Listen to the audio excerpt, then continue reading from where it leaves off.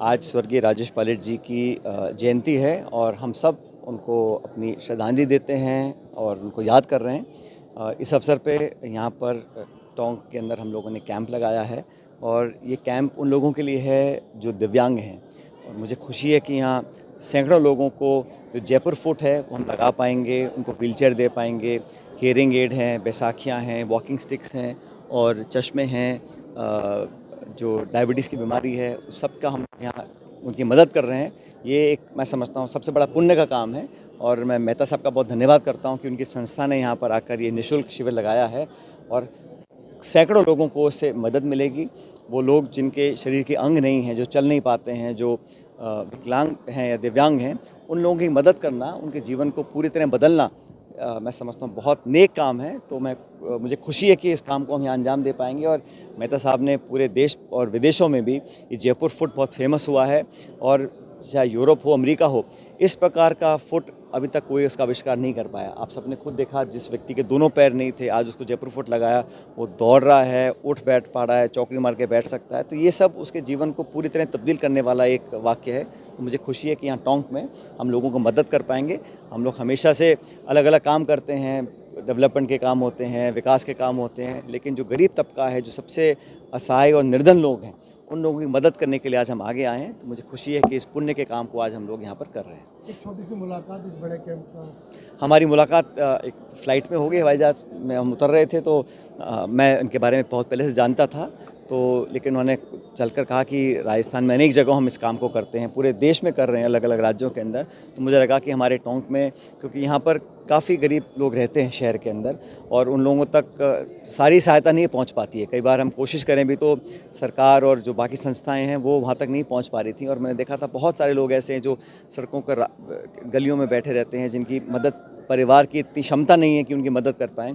तो वो मुलाकात के बाद ये तय किया गया कि इसको हमें करना चाहिए। 2-3 महीने पहले की बात है और ये दिन भी आज शुभ अवसर है, स्वर्गीय पायलट साहब जी की जयंती है और इससे बड़ा नेक काम मैं समझता हूँ हम लोग नहीं कर पाते हैं। देखिए, कोई एक ऐसा मोमेंट जो पायलट साहब का आपको बहुत ज़्यादा याद रहता हो, याद आता हो बचपन का?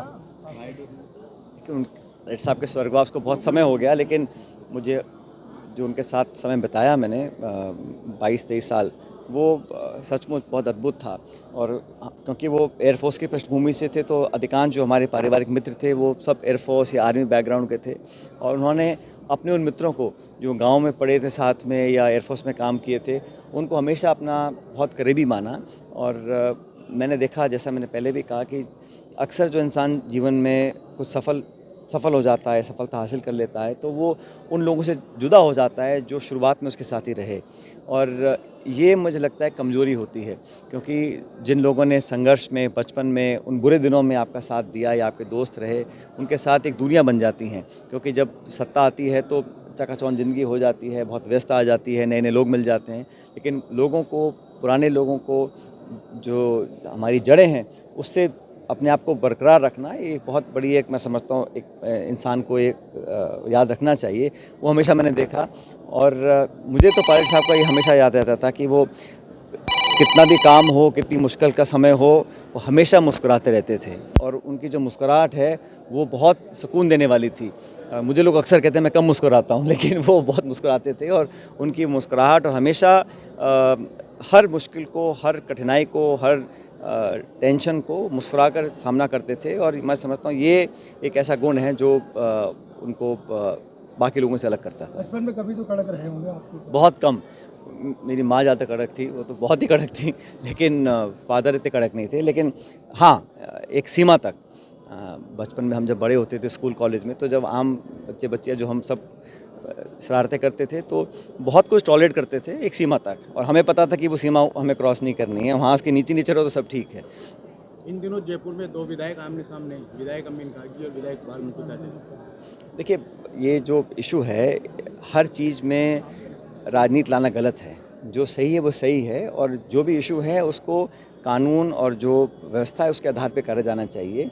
सत्ता में कोई लोग हों, उसका दुरुपयोग करें या किसी को प्रताड़ित करें, ये सही नहीं है। मुझे लगता है इस प्रकार की घटनाएं नहीं होनी चाहिए। और हर व्यक्ति को अधिकार है नियम कानून से रहने का और संविधान के दायरे में जो प्रावधान है उसके आधार पर काम करने का। लेकिन ये जो टकराव पैदा होता है, ये कोई अच्छे संकेत नहीं है। केंद्र का बजट आया, आपने देखा, जी का बजट केंद्र का बजट देखा, लेकिन उसमें देखने लायक कुछ था नहीं। पहली बात तो पूरे भाषण में राजस्थान का नाम एक बार भी आया नहीं। वो तब जब डबल इंजन की सरकार है, राजस्थान में सरकार बीजेपी की है, लेकिन केंद्र की वित्त मंत्री ने एक बार भी राजस्थान का जिक्र तक नहीं किया। अब विशेष राज्य का दर्जा भूल जाइए, परियोजना भूल जाइए, लेकिन जो केंद्रीय बजट था उसमें पहली बार ग्रामीण विकास मंत्रालय में लगभग 40,000 करोड़ का कटाई हुई है, उसमें कम पैसा दिया गया है। और पिछले बजट की जो घोषणा थी उनको पूरा नहीं किया गया। आज भी नरेगा को जिस तरह समाप्त करने की ओर ये जा रहे हैं, ये अच्छा संकेत नहीं है। ग्रामीणों के लिए जो हम लोगों ने योजना बनाई थी उसको नीतिगत तरीके से समाप्त कर रहे हैं। और केंद्र के बजट में सिर्फ सपने दिखाए गए ना, उसमें प्रावधान कहाँ है? आप स्कीम अनाउंस कर दीजिए, बजट नहीं दीजिएगा तो क्या होगा? और राजस्थान के संदर्भ में कहना चाहता हूँ कि एक भी ऐसी कोई बड़ी घोषणा, बड़ी परियोजना या बजट का आवंटन केंद्र सरकार ने नहीं किया।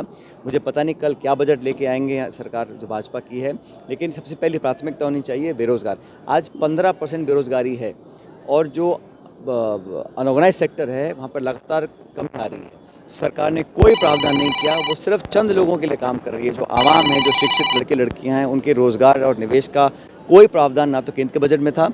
और मुझे उम्मीद है कल सरकार को सबक ले कि राजस्थान के नौजवानों के लिए यहाँ कुछ ऐसी घोषणा करे जो पहले तोती घोषणा की थी, 4 लाख रोजगार की घोषणा करी थी, कहाँ पूरा हुआ? तो पहले अगली घोषणा से पहले बताएं कि पिछली घोषणा का क्या हुआ, क्योंकि बार बार ये जुमले देने का जो परिपाटी है ये कोई ठीक काम नहीं है। आपने प्रस्ताव दिए हैं कि प्रस्ताव पूरे होंगे, क्या महत्व? तो जिले के लिए, प्रदेश के लिए जो मुझे लगा होना चाहिए, चाहे सिंचाई की बात हो, चाहे रोज़गार की बात हो, चाहे निवेश की बात हो, मैंने सरकार को लिखा है। मैं उम्मीद करता हूँ सरकार करे, क्योंकि कई ऐसे काम हैं जो आधे पड़े हुए हैं और कई काम जो पूरे हो गए हैं। 6 महीने से टोंक के अंदर पुल हमारा तैयार है, हमारा मेडिकल वाला इंस्टीट्यूट तैयार है, हमारा फूड पार्क तैयार है। उसको सरकार औपचारिक रूप से चालू करने की पता नहीं क्यों मंशा नहीं है उनकी, क्योंकि ये काम सरकार कांग्रेस ने किए थे। अब पूरे हो रहे हैं तो उसको खोलना नहीं चाहते हैं। मैं चाहता हूँ जल्दी इसको करें ताकि पब्लिक इसका फ़ायदा ले सके। ये सारे काम करोड़ों की योजना थी। ये 150 करोड़ का पुल बना है जो तैयार हो गया है, इसको चालू करना चाहिए ऑफिशियली। लोग उसका इस्तेमाल कर रहे हैं, लेकिन सरकार इसको चालू नहीं करी। मैंने प्रशासन को भी कहा है, राज्य सरकार को भी कहा है कि बिना वजह इसमें विलम्ब ना लाएं ताकि लोगों को मदद मिल सके जो हमने परियोजना बनाई है। ये आपने अपने स्पीच में कहा कि जड़ें जिसकी जितनी मजबूत होती है वो दरख्त उतनी ऊंचाई पे जाता है। हाँ, तो लगता है कि राजेश पायलट साहब ने आपकी जड़ों को तो मजबूत किया है, तो अब हर आपका हर दर्द कितना ऊंचा इंसान जाना है? हर इंसान की राजनीति अलग राजनीति होती की है। मैंने कहा ना आपको, पब्लिक, लोग, मतदाता, क्षेत्र के लोग और आमजन, इनके साथ एक आत्मीयता का व्यवहार और संबंध बना रहना चाहिए। और राजनीति होती है तो जनता के दम पर होती है, हार जीत लोग कराते हैं। अब लोगों से आप दूर हो जाएंगे और घमंड और अहंकार की राजनीति करेंगे, सत्ता का इतना आपको गुरूर हो जाएगा तो निश्चित रूप से वो दूरी बन जाती है। और जब दूरी बन जाती है तो जनता आपको नकार देगी। दो दिन पहले मैंने सारी मांगों के बारे में लिखा है भाई, चाहे रेल परियोजना हो, सिंचाई परियोजना हो। अब जब सरकार पे कल देखते हैं बजट में क्या निकल कर आता है। 2 दिन पहले मदन दिलावर ने कहा है जब आतंकवादी मरते थे तो सोनिया गांधी ये बाटला हाउस में बैठे उनके बारे में कुछ बोलना नहीं है, वो तो वैसे बयान देते रहते हैं, उनका कोई सर पैर नहीं है।